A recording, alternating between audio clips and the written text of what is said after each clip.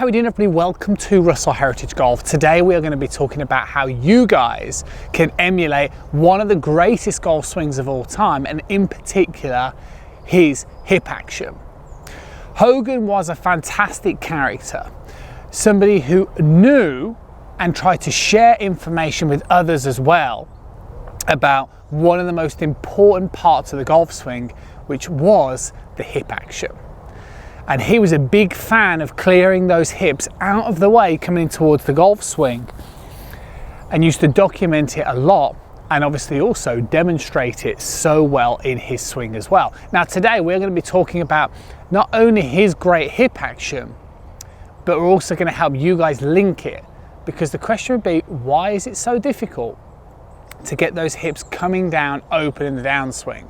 I'm going to share some really good tips and some good information with you guys to help you get much closer to a Hogan rotational led downswing position.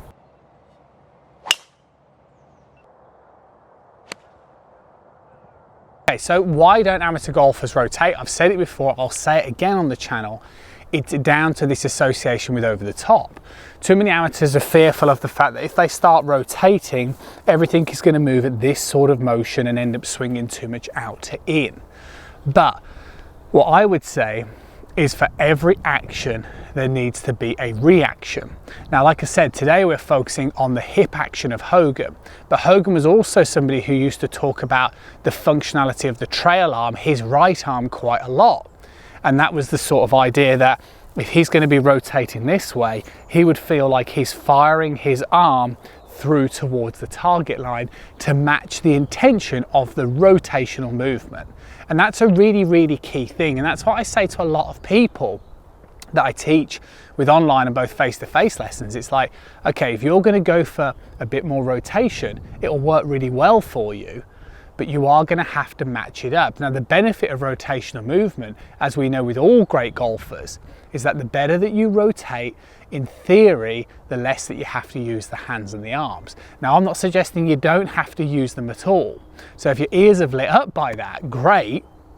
But at the same token, I'm not suggesting rotation is the only component of the golf swing which will give you distance and consistency. But it's something that we see greatest golfers have had, is a fantastic pivoting action. So if we went with the idea that, okay, it's absolutely fine to rotate the lower body and your upper body coming in towards the downswing, but you would have to match that up with your arm, then the question would be, well then, why don't we? Why don't we see more amateur golfers triggering rotational movement? Well, in that comments box below, I want to hear from you guys as to why you think you're struggling. But one of Hogan's moves that maybe doesn't get talked about quite as much, but is a really important feature. And again, we're talking about one of these golfers that's been talked about having massive hip rotation, allowing the lead leg to come across, and a fantastic clearing action, is actually the sort of subtle move in the initiation in towards the backswing, where we kind of notice the way that he introduces that little bit of linear motion. I'm going to talk to you exactly why that is so important for some of you that are trying to work on your hip action. So if we know that the intention is to rotate as hard as we can in the downswing, and the more intense and the more rotational movement you have, the better chance of things like a separational movement have of occurring, which essentially means the lower body working independently away from the upper body. All we know that we need to do is react with the trail arm to any rotational movement. So as opposed to the idea of moving in this sort of fashion, we're not going to be moving in this sort of fashion, we're going to be moving in this sort of fashion. What else would stop you? Well, in the backswing, a real key component is the ability to rotate in posture. So what you don't want to be doing is you don't want to be rotating the pelvis over the leg in the backswing position, because your pelvis line would start to come closer towards the ball. And if you started to rotate hard from there, you're going to find yourself closer to the golf ball than where you started. But let's say that that's not your problem. Well, then a key word is pressure. And what we could see with Hogan is that subtlest of motions as he initiates the backswing, where he just shifts a little bit right, just shifting pressure in towards that trail leg. And it's not just Hogan, we see this with loads of great golfers, and we're going to be doing this So loads of you in the comments box below in the last video told me about all the pros that you would like to see. If there's any additional ones, put them in there now. But we're going to be looking at pros, and Hogan is not the only golfer that moved with a little bit of bump in that first motion just to help him gain a bit of width. But I also think to help him understand the importance of shifting pressure. Now again, alarm bells are going to be ringing at this stage because most amateurs are going to be like, well, I don't want to slide, no, I don't want to move off the ball. Yeah, well, that's true. But you've also got to remember that what happened with Hogan is that I'm not suggesting just because you shift means that your head has to move dramatically. Like an inch or two is absolutely fine. And inevitably there's going to be a little bit of movement because as your pelvis is pointing, should we say, more downward in the backswing, your whole spine is going to be slightly aligned in that direction anyway. So your head's likely to move a little bit to the right. So that's absolutely, completely acceptable for that to happen. So you have to shift pressure, but you have to shift pressure without excessively moving over the leg. So your intention becomes to try and stay centered as you shift pressure in this first part of the backswing, like so.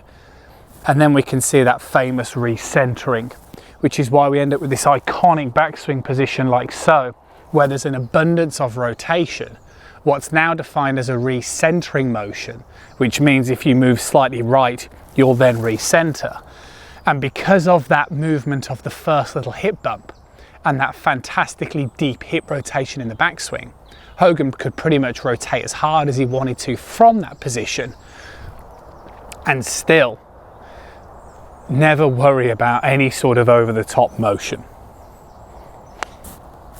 I think the key tips essentially when it comes to emulating something like Hogan's golf swing, in my opinion, is not to get so drawn upon how it looked. It's the functionality. And there's always key things that you should be looking for, which we're going to readdress. So quite a while ago on the channel, we talked about the 5 fundamental movements. And that's what we're revisiting. So the idea of looking at these great golf swings in slow motion is not to just talk about everything that these people do, because it's confusing and it's irrelevant. You can't copy Hogan's swing. We're going to talk about it, but you can't copy over it. What you have to do is you have to find what's best for you biomechanically. We're all different. We all have different grip types, we're all different sizes. So we should all naturally have different golf swings. But like I said, the key word in there is having intent of functionality. The key things that you want to be taking away from this video is the importance of understanding getting pressure in towards the trail side and really feeling like you are pushing pressure in towards this trail side and then pivoting towards the left so that you're creating space is the key thing about this. Not to get drawn in the idea of rotating as much as you can. There's no point with a huge rotation. You don't need it essentially. You only really actually need to rotate the lower body enough to facilitate a 90 degrees worth of shoulder rotation. If you find, similar to Hogan, that over time, by shifting more pressure in towards the trail leg, you notice the lead leg comes across, then that's fine, because you're doing that for a different level of intent than doing it for the sake of it. And that's a really key thing. So what Hogan did is he bumped, he recentered, and then as he pulled the lead hip back, it's what gave him this sort of squatting motion. But like I said, even somebody like Hogan, you can kind of see the way that he would move linear, but in a rotational manner. But like I said, don't get too lost on the idea of trying to copy somebody's swing exactly. It falls much more into understanding keywords of intent. You have to rotate in posture and you have to pressure load that trail leg, because if you don't, you're going to be very vulnerable of spinning out when you trigger rotational move, which means the trail hip is massively going to start taking all that space up. So that's it. So hopefully you enjoyed the video. Remember, in that comments box below, mention any golfers that you'd like to see appear on this kind of upcoming theme, and press the subscribe button. If you're going to do so, press the little bell icon. I'll catch up with you guys again really soon.